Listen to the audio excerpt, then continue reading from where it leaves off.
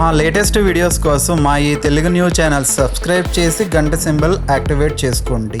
ఈ రోజే రిషి పంచమి, గురువారం. భాద్రపద శుద్ధ పంచమిని రిషి పంచమి అని అంటారు. ఈ రోజు మీరు ఏం చేసినా చేయకపోయినా రాత్రి 12 లోపు ఈ రిషి పంచమి వ్రత కథను వింటే చాలు. అంటూ ముట్లు దోషాలు పోతాయి, పాపాలు పోతాయి, లక్ష్మీదేవి అనుగ్రహం కలుగుతుంది. మీ కష్టాలన్నీ కూడా తీరిపోతాయి, దరిద్రమంతా వదిలిపోతుంది, సమస్త పాపాలు కూడా అగ్నిలో పడిన దూది మాదిరి నశిస్తాయి, అష్ట ఐశ్వర్యాలు సిద్ధిస్తాయి, పట్టిందల్లా బంగారం అవుతుంది, కోటి జన్మల పుణ్యం వస్తుంది. ఇక మీకు అన్ని శుభాలే జరుగుతాయి.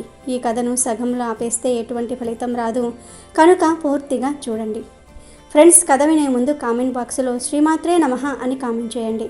అలాగే ఈ వీడియోకి ఒక లైక్ కొట్టి మాకు సపోర్ట్ చేయండి. వీడియోలోకి వస్తే, ఒకసారి రుక్మిణీదేవి శ్రీకృష్ణుణ్ణి, స్వామి, నా మనసులో ఒక ప్రశ్న మెదులుతూ ఉంది. కేవలం మీరు మాత్రమే నా ప్రశ్నలకు సమాధానాలు చెప్పగలరు అంది. ఇప్పుడు శ్రీకృష్ణుడు రుక్మిణీదేవితో, దేవి, నీ మనసులో ఏ ప్రశ్న అయితే ఉందో ఆ ప్రశ్నలు నిస్సంకోచంగా అడుగు. నీ మనసులో ఉన్న అన్ని ప్రశ్నలకు కూడా సమాధానాలు చెప్తాను అన్నాడు. అప్పుడు రుక్మిణీదేవి, స్వామి, ఆడవాళ్ళు బాధపడే శాపం ఎందుకు ఉంది? ఆడవాళ్లకు నెలసరి ఎందుకు వస్తుంది? ఆ సమయంలో ఆడవాళ్ళు ఏ పనులు చేయకూడదు, ఏ పనులను చేయటం వల్ల వారికి పాపం తగులుతుంది అని అడిగింది. అప్పుడు శ్రీకృష్ణుడు, దేవి, నువ్వు లోక కళ్యాణం కోసం చాలా మంచి ప్రశ్నలు అడిగినావు.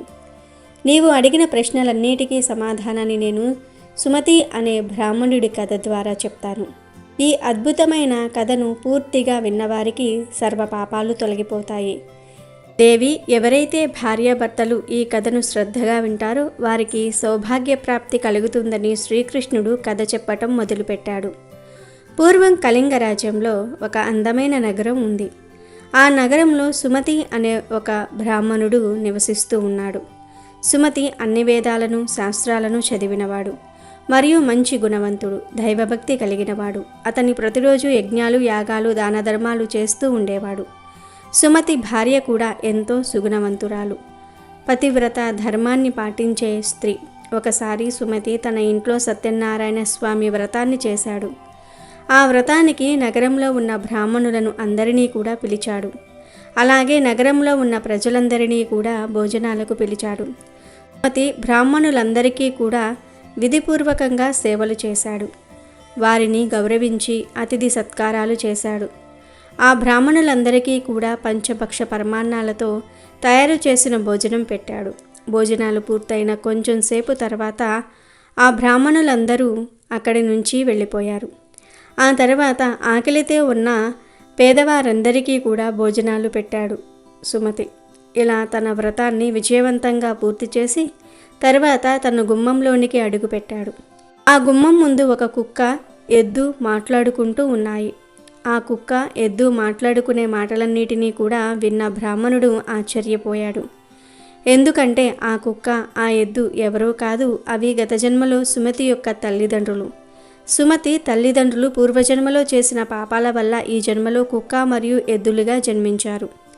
ఇదంతా అక్కడి నుంచి గమనిస్తున్న సుమతి, వీళ్ళు ఏ పాపం చేయటం వల్ల ఇలా కుక్క మరియు ఎద్దుగా జన్మించారు?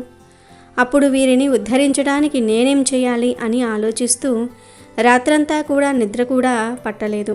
అతను రాత్రంతా ఆలోచించి చివరికి తను ఇలా అనుకున్నాడు, నా ఈ సమస్యకు పరిష్కారం తెలియజేయాలంటే రేపు నా గురువుగారి దగ్గరకు వెళ్లాల్సిందే అనుకున్నాడు. మరుసటి రోజు తెల్లవారుగానే సుమతి తన గురువు దగ్గరికి వెళ్ళాడు. సుమతిని చూసిన గురువు, ఏమిటి శిష్య, ఇలా వచ్చావు అని అడిగాడు. అప్పుడు సుమతి, గురువుగారు, నేను చాలా బాధలో ఉన్నాను, నన్ను ఈ బాధలో నుంచి మీరే బయటకు పడవేయాలి అని అన్నాడు. అప్పుడు ఆ గురువు, శిష్య, నీకు ఎలాంటి సమస్య ఉన్నా నేను తీర్చే ప్రయత్నం చేస్తాను, నీ సమస్య ఏమిటో నాకు చెప్పు అన్నాడు. అప్పుడు సుమతి, గురువుగారు, నిన్న నేను మా ఇంట్లో సత్యనారాయణ వ్రతం చేశాను. అనేక మంది బ్రాహ్మణులను పిలిచి అతిథి సత్కారాలు చేశాను. ఆకలితో ఉన్న వారికి భోజనాలు పెట్టాను. భక్తిపూర్వకంగా భగవంతుడికి పూజలు చేశాను. అప్పుడు మా ఇంటి గుమ్మం దగ్గర ఒక ఎద్దును, ఒక కుక్కను చూశాను. ఆ రెండు మా ఇంటి ద్వారం దగ్గర ఇలా మాట్లాడుకుంటున్నాయి. ఆ కుక్క ఆ ఎద్దుతో, స్వామి, ఈరోజు ఒక సంఘటన జరిగింది. మన కుమారుడు ఇంట్లో బ్రాహ్మణుల కోసం తయారు చేసిన పాలకుండలో ఒక పాము విషాన్ని కక్కింది. ఆ పాలతోనే భోజనం తయారు చేస్తారు. ఆ భోజనాన్ని ఎవరైతే తింటారో వాళ్ళందరూ కూడా చనిపోతారు. అందుకే నేను ఆ కుండలోని పాలను తాగేశాను. ఆ పాలు తాగుతున్న సమయంలో మన కోడలు నన్ను చూసింది. దాంతో ఆమె నన్ను ఒక కర్రతో బాగా కొట్టింది. నాకు శరీరంలోని భాగాలన్నీ కూడా నొప్పిగా ఉన్నాయి. అందువల్ల నేను ఏమీ చేయలేక అక్కడి నుంచి వచ్చి వేశాను అని చెప్పింది. ఆ మాటలు విన్న ఎద్దు చాలా బాధపడింది. అలాగే ఎద్దు తన వృత్తాంతం చెప్పటం మొదలుపెట్టింది. నేను పూర్వజన్మలో ఈ సుమతికి తండ్రిని. సుమతి వచ్చిన వారందరికీ భోజనం పెట్టి పంపించాడు. కానీ కనీసం నాకు గడ్డిని కూడా వేయలేదు. అందువల్ల నేను చాలా దుఃఖంలో ఉన్నానని మాట్లాడుకుంటుంటే నేను విన్నాను. ఆ మాటలు నాకు ఎంతో బాధను కలిగిస్తూ ఉన్నాయి. గురువుగారు, నేను ఎప్పుడు ఎటువంటి పాపాలు చేయలేదు. ఎన్నో ధర్మ కార్యాలను చేశాను. నా తల్లిదండ్రులు ఎందుకు ఇన్ని కష్టాలు అనుభవించాల్సి వచ్చింది? ఆ విషయాలు తెలుసుకోవాలని నేను మీ దగ్గరికి వచ్చాను. దయచేసి మీరు మీ యోగ దృష్టితో లేదా మీ యోగ శక్తితో దీనికి కారణం తెలుసుకుని చెప్పండి. అలాగే నా తల్లిదండ్రులకు ముక్తి పొందాలంటే నేనేం చేయాలో చెప్పండి అన్నాడు. అప్పుడు ఆ గురువు జ్ఞాన ముద్రలో కూర్చొని యోగ మార్గంతో వారి పాపకర్మలను చూశాడు. కొంత సమయానికి ఆ గురువుగారు యోగ మార్గం నుంచి తేలుకొని, శిష్య, నీ తల్లిదండ్రులు పూర్వజన్మలో ఎంతో పెద్ద పాపాన్ని చేశారు. ఆ పాపాల కారణంగానే ఇటువంటి దుస్థితిని అనుభవించవలసి వస్తుంది అన్నాడు. ఆ మాటలు విన్న సుమతి, గురువుగారు, ఆ పాపమేమిటో నాకు వివరంగా చెప్పండి అన్నాడు. అప్పుడు ఆ గురువుగారు, శిష్య, ఎద్దు రూపంలో ఉన్న మీ తండ్రి ఏకాదశి వ్రతం చేశాడు. కానీ ఆయన ఆ రోజు భోజనం కూడా చేశాడు. ఆయన ఆ రోజు ఎటువంటి దాన ధర్మాలు చేయలేదు. తన పితృదేవతలకు శ్రాద్ధ కర్మలను కూడా విధిపూర్వకంగా నిర్వహించలేదు. నీ తండ్రి పూర్వజన్మలో బహిష్ట సమయంలో నీ తల్లితో సంభోగించాడు. ఆ పాపం కారణంగానే ఈ జన్మలో నీ తండ్రికి ఎద్దు జన్మ లభించింది. ఇప్పుడు నీ తల్లి గురించి చెప్తాను విను. నీ తల్లి నెలసరి సమయంలో భోజనాన్ని వండింది. బహిష్ట సమయంలో ఉండగా భగవంతుడికి పూజలు చేసింది. తులసి మాతకు నీటిని పోసింది. ఆ సమయంలో కూడా వంట సామాన్లు తాకింది. ధనాగారాన్ని తాకింది. నెలసరి సమయంలో విడిగా కూర్చోలేదు. ఇంట్లో ఉన్న వస్తువులన్నీ కూడా తాకింది. భగవంతుడికి నైవేద్యాన్ని పెట్టింది. ఆ కారణంగానే ఆమెకు మహాపాపం తగిలింది. నెలసరి సమయంలో మహిళలు 3 రోజులు అపవిత్రంగా ఉంటారు. ఆ సమయంలో మహిళలు పూజలు లాంటి కార్యక్రమాలు చేయకూడదు. మహిళలు ఆ 3 రోజుల పాటు తమ తలను కూడా అంటుకోకూడదు. అలా చేస్తే భర్త యొక్క ఆయుష్ తగ్గిపోతుంది. మహిళలు అలాంటి సమయంలో ఉండగా మొక్కలను మరియు వృక్షాలను తాకకూడదు. ఆ సమయంలో మహిళలతో ఎటువంటి సంబంధం పెట్టుకోకూడదు. ఒకవేళ సంబంధం పెట్టుకుంటే వారికి బ్రహ్మహత్య చేసిన పాపం అంటుకుంటుంది. ఆ సమయంలో మహిళలు ధరించిన వస్త్రాలను ఎవరైతే తాకుతారో వారికి కూడా పాపం అంటుకుంటుంది. స్త్రీలు 4వ రోజు స్నానం చేసిన తర్వాతే పవిత్రమవుతారు. ఈ కారణం వల్లే మీ తల్లికి కుక్క జన్మ లభించిందని చెప్పాడు. అప్పుడు సుమతి, గురువుగారు, ఈ సమస్యకు నాకు పరిష్కారం చెప్పండి అన్నాడు. నువ్వు భాద్రపద శుక్ల పంచమి నాడు రిషి పంచమి వ్రతాన్ని చెయ్యి. ఆ వ్రతం చాలా మహత్యమైనది. ఈ రిషి పంచమి వ్రతాన్ని చేస్తే అంటు ముట్టు వలన వచ్చే దోషాలన్నీ కూడా పోతాయి. నీ తల్లిదండ్రులకు మంచి జరుగుతుంది అని చెప్తాడు. తన గురువుగారు చెప్పినట్లే చేస్తాడు సుమతి. దాంతో కుక్క, ఎద్దు రూపాలలో ఉన్న ఆయన తల్లిదండ్రులు తమ దేహాలను వదిలి పుణ్యలోకాలకు తరలిపోతారు. కాబట్టి దేవి, నీకు ఆడవాళ్ళు నెలసరి సమయంలో ఎటువంటి పనులు చేయకూడదు అనే విషయాన్ని స్పష్టంగా చెప్పాను. ఇప్పుడు నీకు ఏ కారణం వల్ల మహిళలు ఈ బాధను అనుభవిస్తున్నారో కూడా చెప్తాను విను. త్వష్ట అనే ప్రజాపతికి సర్వ విజ్ఞానపరుడైన విశ్వరూపుడు అనే కొడుకు పుట్టాడు. అతనికి 3 తలలు ఉంటాయి. విశ్వరూపుడు ఒక నోటితో సురాపానము, ఇంకో నోటితో సోమాపానము, 3వ నోటితో అన్నము తినేవాడు. దేవతలు అతనికి గురువు స్థానం కల్పించారు. ఇంద్రుడు అతని వద్ద నారాయణ కవచం ఉపదేశంగా పొందాడు. అయితే విశ్వరూపుడు రాక్షసులకు కూడా యజ్ఞభాగం కల్పిస్తున్నాడని తెలిసి ఇంద్రుడు అతని తలలు ఖండించాడు. గురుస్థానంలో ఉన్న విశ్వరూపుడిని, పైగా నారాయణ కవచం ఉపదేశించిన సర్వశ్రేష్ఠుని చంపి ఇంద్రుడు బ్రహ్మహత్యా దోషము మూటకట్టుకున్నాడు. ఆ హత్యా దోషాన్ని ఒక 7 భరించగలిగాడు. తర్వాత ఇక ఆ దోషాన్ని భరించలేక ఇంద్రుడు ఆ దోషాన్ని 4 భాగాలుగా చేసి భూమికి, నీటికి, చెట్లకు, స్త్రీలకు పంచుతాడు. మొదటిగా ఆ దోషాన్ని తొలగించుకోవడానికి ఇంద్రుడు భూమికి ఒక వరమిస్తాడు. ఎంత గొయ్యి తవ్వినా సరే అది తిరిగి యథారూపం సంతరించుకునేటట్లు వరమిచ్చి ప్రతిగా బ్రహ్మహత్య పాపాన్ని ఒక వంతు భూమికి ఇస్తాడు. తర్వాత నీటికి ఇంకొక భాగం ఇచ్చి ప్రతిగా ఎన్ని కల్మషాలు చేరి అపవిత్రమైనా సరే తిరిగి నీరు పవిత్రంగా మారేలాగా వరమిస్తాడు. చెట్లకు కూడా ఒక వరం ఇస్తాడు. ఎన్నిసార్లు కొట్టివేసినా తిరిగి చిగురించేలాగా వరం ఇస్తాడు. ప్రతిగా ఇంకొక వంతు పాపాన్ని చెట్లకు ఇస్తాడు. ఇక మహిళలకు కామసుఖాలతో పాటు సంతానం కలుగునట్లుగా వరమిచ్చి ఇంకొక వంతు పాపాన్ని స్త్రీలకు పంచి ఇస్తాడు. అలా ఇంద్రుడు ఆ బ్రహ్మహత్య దోషం నుంచి విముక్తి పొందుతాడు. అలా ఇంద్రుడి బ్రహ్మహత్య దోషం చేత కలిగిన పాపాన్ని పంచుకోవటం వలన మహిళలకు నెలసరి దోషం వస్తుంది. ఇంద్రుడు పంచిన బ్రహ్మహత్య పాపం కారణంగానే మహిళలకు బహిష్ట అనేది వస్తుంది, అనగా డేట్ అనేది వస్తుంది. ఎవరైతే పురుషులు ఆ సమయంలో మహిళలను తాకుతారో అంటే వారితో సంభోగం చేస్తారో వారికి కూడా ఆ బ్రహ్మహత్య పాపం తగులుతుంది. అందుకే నెలసరి సమయంలో భార్యాభర్తలు కలవకూడదని ఈ కథ ద్వారా శ్రీకృష్ణుడు రుక్మిణీదేవి అడిగిన ప్రశ్నలకు సమాధానం చెప్తాడు. అలాగే ఈరోజు భగవంతుడి ఇచ్చ ముందు ఏది ఫలించదు అని తెలియజేసే ఈ పవిత్ర కథను వింటే చాలు అష్టైశ్వర్యాలు సిద్ధిస్తాయి, పట్టిందల్లా బంగారం అవుతుంది, పేదరికం పోతుంది, మీకంతా మంచే జరుగుతుంది. ఒకసారి విష్ణుమూర్తి గరుత్మంతుడితో పాటు వైకుంఠం వైపు వెళ్తూ ఉంటాడు. అలా వెళ్తూ ఉండగా ఒకే ఇంటిలో 2 పెళ్లి ఊరేగింపులు ఉండడాన్ని గరుత్మంతుడు చూస్తాడు.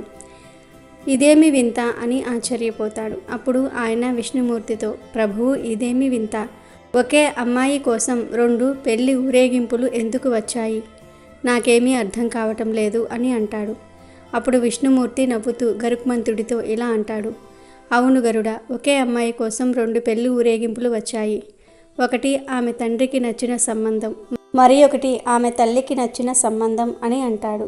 విన్న గరుత్మంతుడు, ప్రభు మరి పెళ్లి ఎవరితో జరుగుతుంది అని అడుగుతాడు. ఆమె తల్లికి నచ్చిన వరుడితోనే పెళ్లి జరుగుతుంది అని చెప్తాడు విష్ణుమూర్తి. భగవంతుని మాటల్ని విన్న గరుత్మంతుడు ఇంకేమీ మాట్లాడడు. తర్వాత విష్ణుమూర్తిని వైకుంఠానికి చేర్చి తిరిగి వెళ్ళి ఊరేగింపులు ఉన్న స్థలానికి వస్తాడు. వెళ్ళి గరుత్మంతుడు ఇలా ఆలోచిస్తాడు, ఒకవేళ నేను తల్లి మెచ్చిన వరుణ్ణి ఇక్కడి నుంచి తప్పిస్తే పెళ్ళి ఎలా జరుగుతుంది అని అనుకుంటాడు. దాంతో ఆయన భగవంతుడి విధానం గురించి తెలుసుకోవాలనే జిజ్ఞాసతో ఆ వరుణ్ణి అక్కడి నుంచి తీసుకుపోయి ఒక దీవిలో వదిలిపెడతాడు. ఇలా చేశాక కొంచెం సేపటికే అతని మనసులో ఒక ఆలోచన వస్తుంది. విధి ఎలా రాసిపెట్టి ఉంటుందో తెలుసుకోవాలంటే నేను కొంచెం శ్రమపడక తప్పదు. నేను ఈ కుర్రవాడిని అయితే తీసుకొచ్చాను, కానీ ఇక్కడ అన్నపానీయాలు ఏమీ లేవు. ఇలా అయితే అతను ఆకలితో ఇక్కడే చనిపోతాడు. అక్కడేమో పెళ్లి వాళ్ళు రకరకాల రుచికరమైన పిండి వంటలు తింటారు. ఇది సరికాదు, ఆ పాపం నాకు తగులుతుంది. అతని కోసం అన్నపానీయాలు ఏర్పాటు చేయాలి. విధి విధానం చూడాలంటే నేను కొంచెం శ్రమ చేయక తప్పదు అని గరుత్మంతుడు ఆలోచించి మరలా పెళ్లి జరిగే స్థలానికి వస్తాడు. అక్కడ వరుడు కనిపించకపోవడంతో అమ్మాయి తల్లి చాలా నిరాశ చెందుతుంది. అయినా కూడా తన పంతం మానదు. తన కూతురిని ఒక గంపలో కూర్చోబెట్టి పైనుంచి పళ్ళు, పూలు, రకరకాల పిండి వంటలు మొదలైన వాటితో కప్పేస్తుంది. ఇంతలో భోజన సామాగ్రి తీసుకువెళ్ళడానికి వరుడు తరపు వాళ్ళు వస్తారు. ఆ గంపను వారు తీసుకుని వెళ్ళి గంపలో ఉన్న కన్యను చూసి వరుణ్ణి వెతికి వారిద్దరి వివాహం జరిపించాలని ఆమె ఆశ. తల్లి తన ఈ కోరికను వియంకులకు తన మాటల ద్వారా తెలియపరుస్తుంది కూడా. కానీ విధి చూడండి, తల్లి కన్యను ఏ గంపలో అయితే ఉంచి పళ్ళు, పూలు, ఆహార పదార్థాలతో అలంకరించిందో ఆ గంపనే గరుత్మంతుడు తనతో పాటు తీసుకుని వెళ్ళిపోతాడు. గంపను వరుడిని వదిలిన దీవికే తీసుకువెళ్తాడు. చాలా ఆకలితో ఉన్న వరుడు పళ్ళు, ఆహార పదార్థాలతో ఉన్న గంపను చూసి పరుగున అక్కడికి వెళ్తాడు. గంప తెరిచి చూస్తే అందులో అందంగా అలంకరించుకుని ఉన్న తనతో వివాహం కావలసిన వధువు ఉంటుంది. ఇదంతా చూసిన గరుత్మంతుడు ఆశ్చర్యపోతాడు. స్వేచ్ఛ ముందు ఏదీ నిలవదు అని అనుకుంటాడు. మంచి ముహూర్తం చూసి గరుత్మంతుడు పురోహితుడిగా వేద మంత్రాలతో వివాహం జరిపించి వధూవరులను ఆశీర్వదించుతాడు. తిరిగి వారిని వారి ఇంటికి చేరుస్తాడు. తిరిగి వచ్చాక ఆయన విష్ణు భగవానునికి జరిగిన విషయమంతా కూడా చెప్తాడు. ప్రభు, మీ లీల అద్భుతం, మొత్తం వివాహం నాతోనే జరిపించారు అని అంటాడు. అందుకు విష్ణు భగవానుడు మందహాసం చేస్తాడు. ఈ కథలోని నీతి ఏమిటంటే భగవంతుని ఇచ్చ ముందు ఎవ్వరి తెలివితేటలు పథకాలు పనిచేయవు. హరి ఇచ్చ అన్నిటికన్నా గొప్పది. ప్రతి ఘటన ఆయన ఇచ్చతోనే జరుగుతుంది. భగవంతుని ఆలోచన పైన మనం తప్పక విశ్వాసం ఉంచాలి, ధైర్యంగా ఉండాలి. ఎందుకంటే చివరికి ఆయన ఏమనుకున్నారో అదే జరుగుతుంది. అదే మనందరికీ సర్వోత్తమమైనది. అలాగే ఈరోజు ఈ పవిత్ర కథను వింటే చాలు మీ జన్మ ధన్యమైపోతుంది. దోషాలన్నీ కూడా పోతాయి, పాపాలు పోతాయి, లక్ష్మీదేవి అనుగ్రహం కలుగుతుంది, సకల సంపదలు లభిస్తాయి. ఒకసారి ధర్మము కర్మ ఇద్దరి మధ్యలో గొడవ జరిగింది. నేను గొప్ప అంటే నేను గొప్ప అంటూ ఇద్దరు వాదులాడుకుంటూ ఉన్నారు. ఇక ఇలా విషయం తేలదు అని మనం దేవేంద్రుని వద్దకు నేరుగా వెళ్దాం, ఆయనే మనలో ఎవరు గొప్పవారో చెప్తారు అని అనుకుని నేరుగా ఇద్దరూ కలిసి ఇంద్రుని వద్దకు చేరుకున్నారు. వారిని చూసిన ఇంద్రుడు ఏం జరిగింది, ఎందుకు ఇలా వచ్చారు అని అడుగుతారు. అప్పుడు ఆ ఇద్దరు జరిగిందంతా కూడా చెప్పి మా ఇద్దరిలో ఎవరు గొప్పవారో మీరే నిర్ణయించండి అని అడుగుతారు. అప్పుడు ఇంద్రుడు రెండూ కూడా చాలా ముఖ్యమైనవే, చాలా గొప్పవే, వీటిల్లో ఎవరు గొప్ప అంటే ఎలా చెప్పగలం అని సంకటంలో పడిపోయాడు. అదే సమయంలో అక్కడే ఉన్న దేవతలకు గురువైన బృహస్పతి ముందుకు వచ్చి ఇలా అన్నాడు, మీ ఇద్దరి సందేహం తీరాలంటే మనం ఒక పనిని చేయాలి. భూలోకంలో విక్రమాదిత్యుడు అనే రాజు ఉన్నాడు. ఆయన మహాధర్మాత్ముడు, మహాజ్ఞాని. ఆయన మీ సందేహాలన్నిటినీ తీరుస్తారు. మనం వెంటనే ఆయన రాజ్యానికి బయలుదేరుదాం అని అన్నాడు. దాంతో ఇంద్రుడు, బృహస్పతి, ధర్మము, కర్మం వీరంతా విక్రమాదిత్యుని రాజ్యానికి చేరుకున్నారు. వారిని చూసి విక్రమాదిత్యుడు చాలా ఆనందించి వారికి గౌరవంగా నమస్కరించి, దేవా మీ రాకకు కారణం ఏమిటి అని అడుగుతాడు. అప్పుడు ఇంద్రుడు, వీరు ధర్మము కర్మ, వీరిలో ఎవరు గొప్ప అనే గొడవ మొదలయ్యింది. ఇప్పుడు మీరే వీరిద్దరిలో ఎవరు గొప్ప అని నిర్ణయించాలి అని చెప్తాడు. అది విన్న విక్రమాదిత్యుడు, దేవా మీకు అన్నీ తెలుసు, కానీ నా ద్వారా ఈ విషయాన్ని లోకానికి తెలియజేయాలి అని అనుకుంటున్నారు. మీ ఆజ్ఞ ప్రకారం నేను తప్పకుండా తెలియజేస్తాను, కానీ దానికోసం మనం ఒక వనానికి వెళ్ళవలసి ఉంటుంది అని అన్నారు. ఆ తర్వాత అందరూ కలిసి వనానికి చేరుకున్నారు. ఆ వనానికి చేరుకున్న విక్రమాదిత్యుడు మొదట ధర్మంతో ఇలా అంటున్నారు, ధర్మమా నీవు ఎందువలన గొప్పవాడివో వివరించు అని అడుగుతాడు. ఇప్పుడు ధర్మము, రాజా నేనే గనుక లేకపోతే లోకంలో అనేక ఘోరాలు జరుగుతాయి. మానవులు వావి వరసలు మర్చిపోయి నీచమైన కర్మలు చేస్తారు. ధర్మమే లేకుంటే ప్రపంచం కొద్ది కాలంలోనే నశించిపోతుంది. అందువలన నేనే గొప్ప అని అంటుంది ధర్మము. అప్పుడు విక్రమాదిత్యుడు, కర్మ నీవు ఏ విధంగా గొప్పవాడివి అని అడుగుతారు.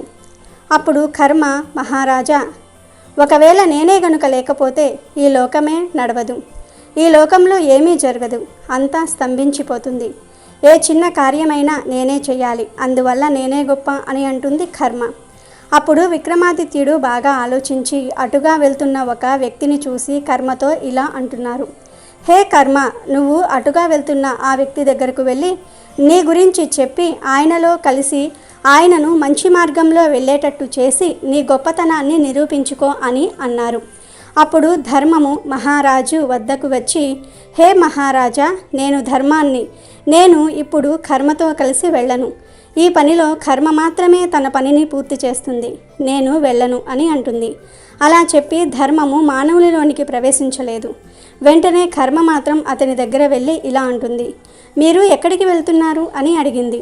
ఇప్పుడు ఆ వ్యక్తి, నేను నా గురువు యొక్క దర్శనం చేసుకోవడానికి వెళ్తున్నాను అని అన్నాడు.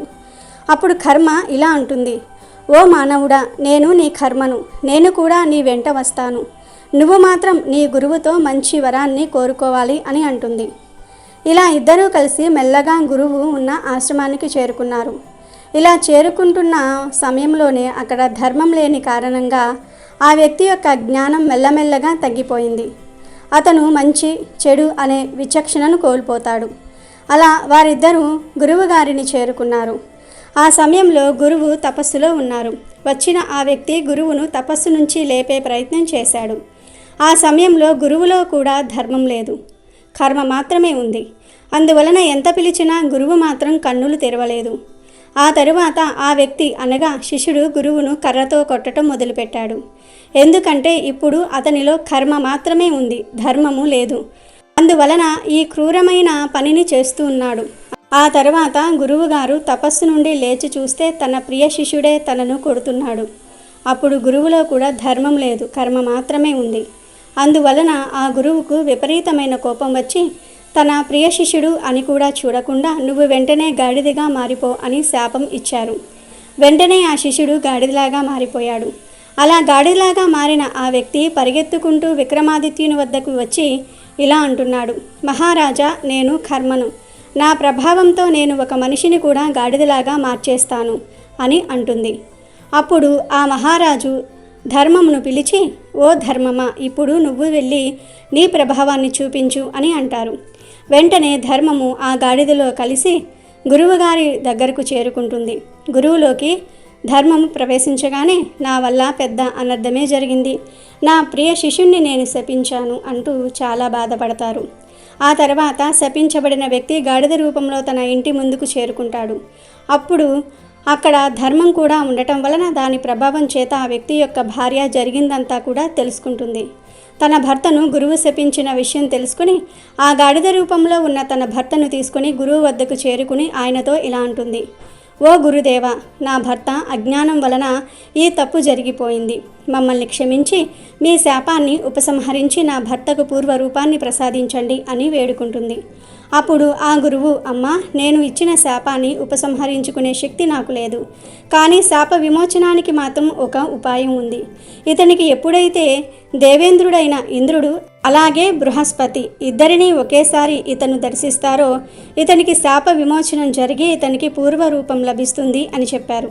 అప్పుడు ఆమె ఇలా ఉంటుంది, ఓ గురుదేవా, ఇంద్ర, బృహస్పతి ఎక్కడ ఉన్నారో వారి దర్శనం మాకెలా సాధ్యం అని అంటుంది.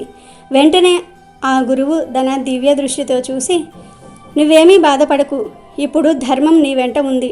నువ్వు వెంటనే రాజా విక్రమాదిత్యుని ఆస్థానానికి వెళ్ళు, మీకు అక్కడ వారిద్దరి దర్శనం లభిస్తుంది అని అన్నారు గురువుగారు.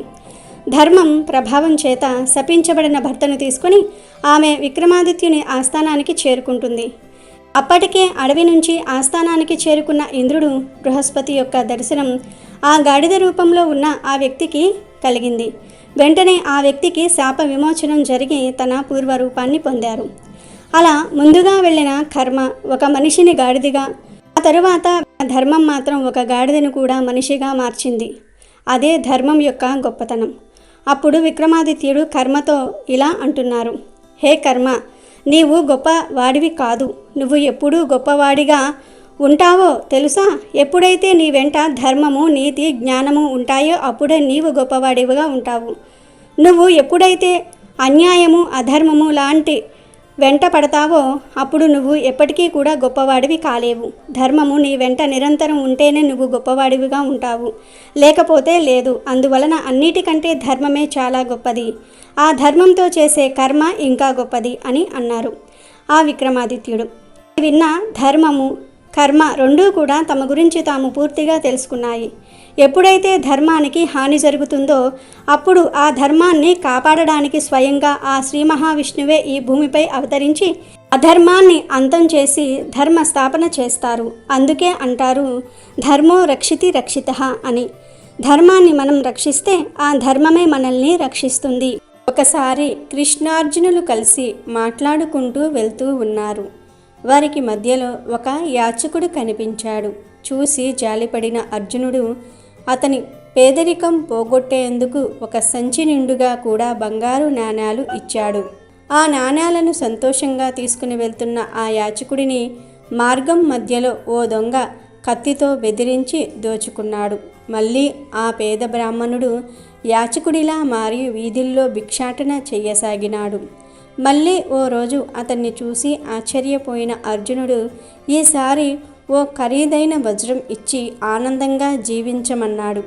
ఆ యాచకుడు ఈసారి వజ్రాన్ని జాగ్రత్తగా ఇంటికి తీసుకుని వెళ్ళి గదిలో మూలన ఉన్న వినియోగంలో లేని ఒక కుండలో దాచిపెట్టి పడుకున్నాడు. తెల్లారింది. చూస్తే భార్య లేదు, అంతేకాదు ఆ కుండ కూడా లేదు. పరిగెత్తుకుంటూ నదీ తీరం వద్దకు వెళ్ళాడు. భార్యను, ఆమె చేతిలోని కుండను చూసి హమ్మయ్య అనుకున్నాడు. కుండ కింద పెట్టి చూస్తే వజ్రం లేదు. నదిలో నీళ్ల కోసం వంచినప్పుడు ఆ వజ్రం ప్రవాహంలోనికి జారిపోయింది. తన దురదృష్టానికి ఎంతో చింతించిన ఆ బ్రాహ్మణుడు మళ్ళీ యాచకుడిగా మారి వీధుల్లోకి వెళ్ళాడు. మళ్ళీ కృష్ణార్జునులు అతన్ని చూసి ఏమైందని అడిగి తెలుసుకున్నారు. ఇంకా ఇతనికి సాయం చేసి ఉపయోగం లేదు బాబా, ఇతనెవరో పరమ దురదృష్టవంతుడిగా ఉన్నాడు అన్నాడు అర్జునుడు శ్రీకృష్ణుడితో. లేదు అర్జున, ఈసారి ఏం జరుగుతుందో చూద్దాం అని బ్రాహ్మణుడి చేతిలో 2 బంగారు నాణాలు పెట్టాడు శ్రీకృష్ణుడు. ఒకప్పుడు సంచుడు బంగారు నాణాలు, విలువైన వజ్రం ఇస్తేనే నా దగ్గర నిలవలేదు. ఈ 2 నాణాలేమైనా నా తలరాతను మారుస్తాయా, నా పిచ్చిగాని అనుకుంటూ ఇంటికి వెళ్తున్నాడు ఆ బ్రాహ్మణుడు. దారిలో ఒక జాలరి వలకు చిక్కి విలవిలాడుతున్న చేపను చూశాడు. అతని హృదయం ద్రవించింది. కృష్ణుడు నాకిచ్చిన 2 నాణాలు ఎలాగూ నా తలరాతను మార్చలేవు. పాపం మూగజీవి, దాని ప్రాణాలైనా రక్షిద్దాం అని తన దగ్గర ఉన్న 2 నాణాలు ఇచ్చేసి ఆ చేపను తీసుకుని ఇంటికి తీసుకుని వెళ్ళి ఒక గిన్నెలో నీళ్లు పోసి ఆ గిన్నెలో ఉంచాడు. అతని భార్య ఆ చేపను చూసి, అయ్యో, దాని నోట్లో ఏదో ఇరుక్కుందండి, అందుకే గిలగిలా కొట్టుకుంటుంది అని పిలిచింది. ఇద్దరూ కలిసి ఆ చేప నోరు తెరిచి గొంతులో ఇరుక్కున్నది తీసి చూసి ఆశ్చర్యపోయారు. నదిలో తాము జారవిడుచుకున్న వజ్రం ఆనందంతో ఉక్కిరి బిక్కిరై దొరికింది, నా చేతికి చిక్కింది అని గావు కేకలు పెట్టాడు. అదే సమయంలో అతనింట్లోకి ప్రవేశించిన ఓ దొంగ ఈ పేద బ్రాహ్మణుడిని చూసి కంగారు పడ్డాడు. గతంలో అతన్ని దారి దోపిడీ చేసి బంగారు నాణేల సంచి దొంగిలించాను. నన్ను చూసి ఆ బ్రాహ్మణుడు కనిపెట్టినట్టున్నాడు. నాది నాకు దొరికింది అని అరుస్తూ ఉన్నాడు అనుకుని దొంగ వణికిపోయాడు.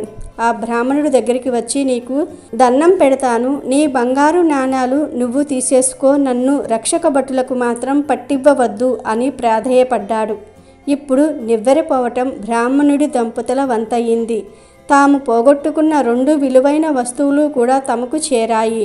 పరుగున అర్జునుడి వద్దకు వెళ్ళి కృతజ్ఞతలు చెప్పాడు. కృష్ణ, నేను ఎంతో అమూల్యమైన స్వర్ణ నాణేలు వజ్రం ఇచ్చినా అతని దశ తిరగలేదు. కానీ నీవిచ్చిన 2 నాణేలు అతని జీవితాన్ని మలుపు తిప్పాయి. ఎలా సాధ్యమయ్యింది అని ప్రశ్నించాడు అర్జునుడు. అర్జున, అతని వద్ద బంగారం వజ్రం ఉన్నప్పుడు అతను కేవలం తన అవసరాల గురించి మాత్రమే ఆలోచించాడు. అదే 2 నాణేలు ఉన్నప్పుడు మరో జీవి మంచి చెడులు, ఈతి బాధలు, కష్ట సుఖాలు గురించి ఆలోచించాడు. నిజానికి అది దేవుడు చేయవలసిన పని. తను పంచుకున్నాడు. అందుకే అతని కష్టాన్ని నేను పంచుకున్నాను అని ముగించాడు శ్రీకృష్ణ పరమాత్మ. పంచమి తిథి అంటే లక్ష్మీదేవికి ఎంతో ఇష్టం గనుక ఈరోజు లక్ష్మీదేవి లీలను వింటే చాలు సకల ఐశ్వర్యాలు సిద్ధిస్తాయి. పూర్వకాలంలో కళింగ దేశంలో వెంకటాచారి అనే కంసాలి ఉండేవాడు. అతడు పనిలో ఎంతో నైపుణ్యం చెందినవాడిలాగా పేరుగాంచాడు. వెంకటాచారి అతని భార్య సుమతి ఎంతో దైవభక్తులు. ఆ దంపతులకు 2 ఆడపిల్లలు, శారద, నీరజ. వారు చక్కగా చదువుకుంటూ తల్లికి చేదోడు వాదోడుగా ఉండేవారు. వెంకటాచారి నైపుణ్యం కలవాడే, కానీ ఏమాత్రం కల్తీకి పాల్పడకుండా ఎంతో నిజాయితీగా పనిచేసేవాడు. మిగిలిన తోటి కంసాలులు కక్కుర్తిపడి కల్తీ చేసి తక్కువ సొమ్ముకే పనులు ఒప్పుకొని చేసేవారు. దీనివలన వెంకటాచారికి ఆదాయం అంత ఎక్కువగా ఉండేది కాదు. ఏదో వచ్చిన సొమ్ముతో కాలం గడుపుకుంటూ వస్తూ ఉన్నాడు. రోజులు ఇలా గడుస్తూ ఉండగా పెద్ద కూతురికి వివాహ వయసు వచ్చింది. నెమ్మదిగా సంబంధాలు వెతకటం మొదలుపెట్టాడు. కానీ ఎక్కడా ఏదీ కుదరలేదు. వెంకటాచారి పక్క ఇంట్లో కృష్ణశర్మ అనే పురోహిత కుటుంబం ఉంటుంది. కృష్ణశర్మ భార్య రుక్మిణి, సుమతి ఎంతో స్నేహితులుగా ఉండేవారు. కృష్ణశర్మ, రుక్మిణి దంపతులకు పద్మప్రియ అనే కుమార్తె ఉండేది. ఆమె వయసు సుమారు 7 సంవత్సరాలు. ప్రతిరోజు వాకిట్లో పూలు కోసుకొని సుమతికి తెచ్చి ఇచ్చేది. అంతేకాక రోజు 1 గంటైనా వారింట్లో గడిపి వెళ్ళేది. వెంకటాచారి పెద్ద కుమార్తె శారద పెళ్లి ఎంతకు నిశ్చయం కాకపోవడంతో ఆ దంపతులకు ఎంతో బెంగగా ఉండేది. ఒకనాడు కృష్ణశర్మ భార్య రుక్మిణి సుమతితో ఒక వారం రోజుల పాటు రుక్మిణీ కళ్యాణ పారాయణం చేయమని చెప్పింది. ఆ విధంగానే శారద పారాయణం చేయగానే ఆ మరునాడే మంచి వరునితో వివాహం నిశ్చయమైంది. ఇక వివాహానికి కావలసిన సొమ్ము సేకరించి పెట్టుకోవటం అనే పనిలో పడ్డాడు వెంకటాచారి. ఇన్నేళ్లుగా కంసాలి వృత్తి చేస్తూ ఉన్నా కూడా కూతుళ్లకు కనీసం బంగారు గాజులు కూడా చేయించలేకపోయానే అని బాధపడ్డాడు. సుమతి రోజు ఉదయాన్నే పూజ చేసేటప్పుడు శ్రీ మహాలక్ష్మీదేవిని అనేక స్తోత్రాలతో పూజించేది. వివాహం దగ్గర పడుతున్నదని, దయచేసి వివాహానికి కావలసిన సొమ్ము సమయానికి అంది వచ్చేలాగా అనుగ్రహించమని ఆ తల్లిని ప్రార్థించేది. రోజులు ఇలా గడుస్తూ ఉండగా ఒకనాడు పద్మప్రియ రోజులాగా పూలు తీసుకుని ఉదయం పూజ సమయానికి రాలేదు.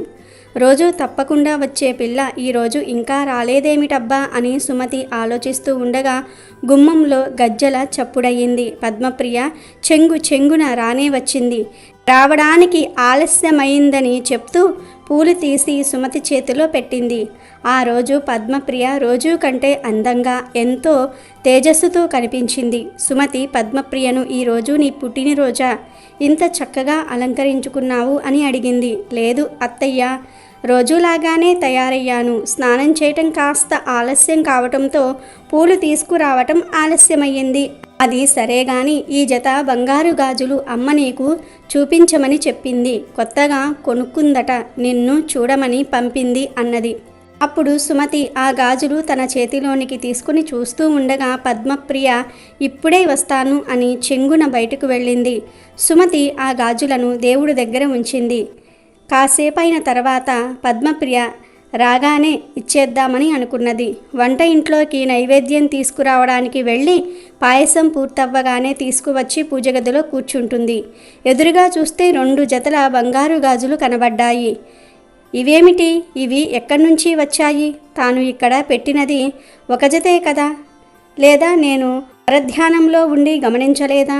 పద్మప్రియ నా చేతికి 2 జతలు ఇచ్చిందా అని తలుస్తూ పూజ పూర్తి చేసి దేవునికి నైవేద్యం పెట్టింది.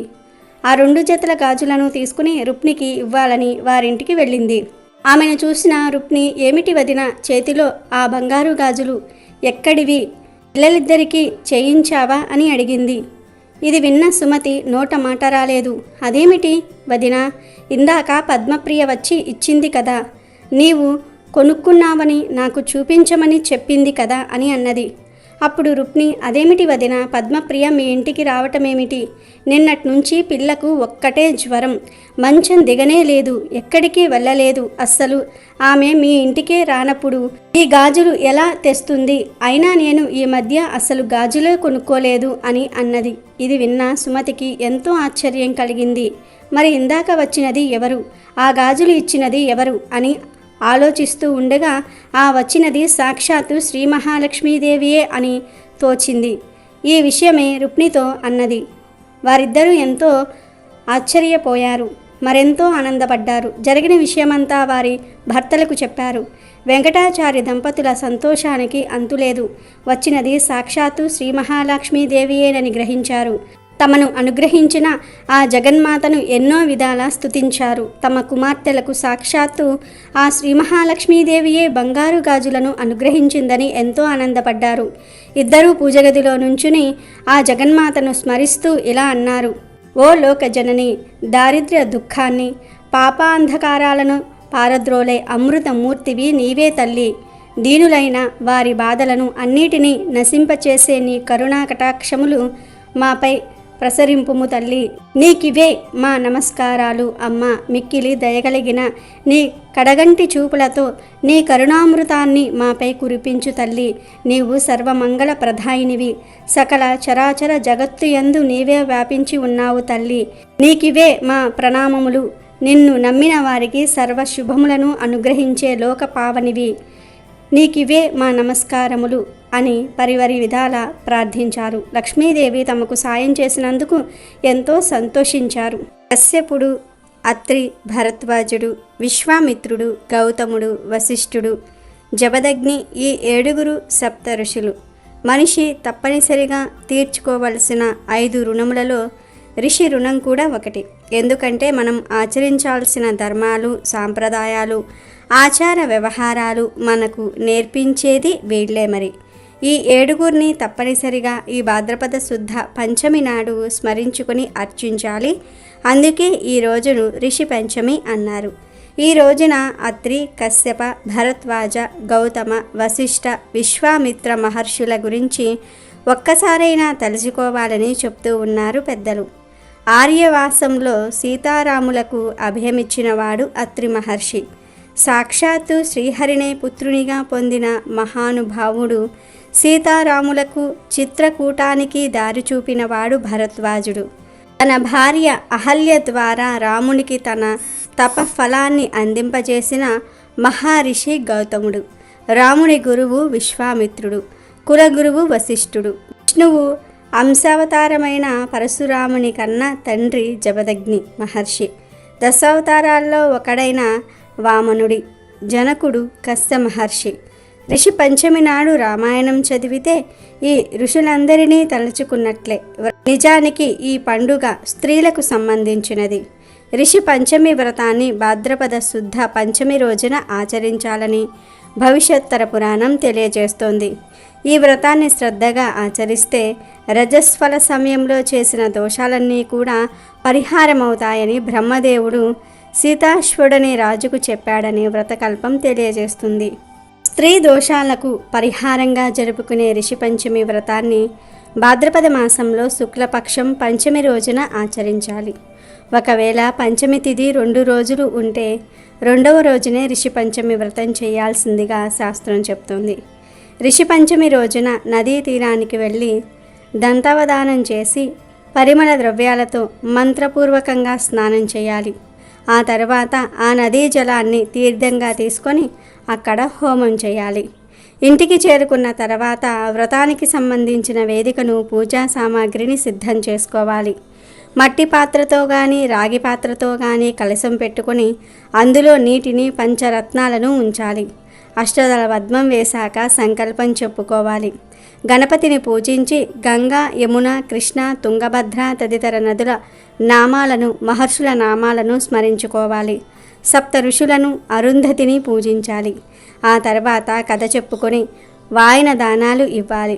పూజ అయిన తర్వాత గేదె పెరుగు, వేయించిన శనగలు, తోటకూర తదితరాలను నైవేద్యం పెట్టి బంధుమిత్రులతో కలిసి భోజనం చేసి ముగించాలి. ఇలా 7 సంవత్సరాల పాటు క్రమం తప్పకుండా వ్రతాన్ని చేసుకుని ఆ తర్వాత ఉద్యాపన చెప్పుకోవాలి. వివాహమైన వారు గనుక ఈ వ్రతం చేస్తే భర్త నుంచి మంచి ప్రేమ, సుఖాన్ని పొందుతారు. అదే వితంతువులు చేస్తే వచ్చే జన్మలో ఆయుష్మంతుడైన భర్తను పొందుతారని వ్రతోత్సవం తెలియజేస్తోంది. అన్నట్టు భర్త ఉండగా ఒక్కసారైనా ఈ వ్రతం చేయని పక్షంలో భర్త పోయిన తర్వాత కూడా చేసే అధికారం లేదని శాస్త్రం చెప్తోంది. కాబట్టి ఈరోజు ఈ కథలు వింటే చాలు, అంటూ ముట్టు దోషాలు పోతాయి, పాపాలు పోతాయి, లక్ష్మీదేవి అనుగ్రహం కలుగుతుంది, మీ కష్టాలన్నీ కూడా తీరిపోతాయి, దరిద్రమంతా వదిలిపోతుంది, సమస్త పాపాలు కూడా అగ్నిలో పడిన దూది మాదిరి నశిస్తాయి, అష్టైశ్వర్యాలు సిద్ధిస్తాయి, పట్టిందల్లా బంగారం అవుతుంది, కోటి జన్మల పుణ్యం వస్తుంది, ఇక మీకు అన్ని శుభాలే జరుగుతాయి. వీడియో నచ్చితే లైక్ చేయండి, షేర్ చేయండి, బట్ సబ్స్క్రైబ్ చేసుకోవడం మర్చిపోవద్దు.